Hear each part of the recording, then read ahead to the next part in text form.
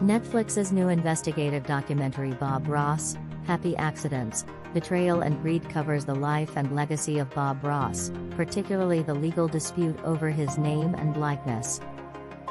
When the iconic painter died in 1995 after over a decade of hosting the joy of painting, he wanted his son, Robert Stephen Ross, who goes by Steve, to continue on as his successor. However, Bob Ross Incorporated, BRI, independently managed by Annette and Walt Kowalski and now their daughter Joan, owns the Ross name, brand, and paintings. In the documentary, Steve goes into detail about what he sees as a betrayal of his father's intended legacy. Annette and Walt Kowalski do not appear or respond to his claims. But he continues to work as an artist, more prolifically now in the wake of a settlement between him and BRI. So what happened to him after his father died, and what is he doing now? Steve Ross is a painter and teacher like his father.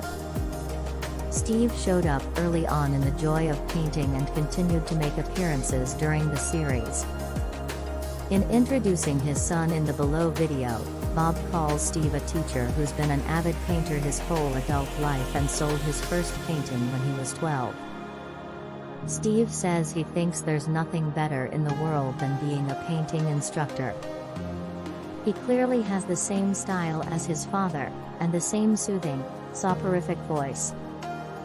But Steve once resisted taking on his father's mantle as successor, which is something his father deeply and vocally wanted. As kids, we all want to defy our parents and hang out with our friends. But as we get older, we begin to understand that our parents are pushing us to be greater than themselves because they seek the best for us, Steve recently explained to Vanity Fair.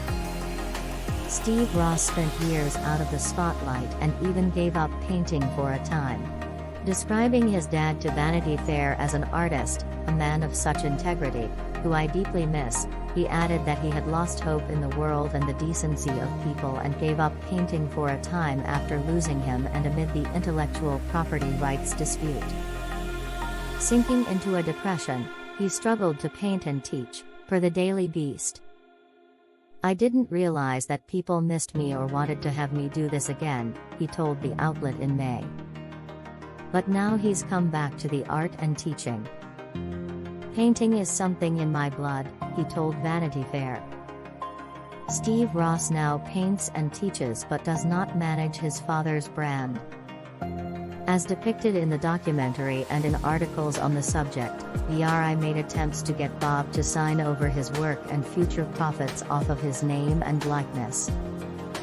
There was a bitter battle between Bob and the Kowalskis before his death, and he attempted to sign his rights over to both his half-brother Jimmie and Steve in his will.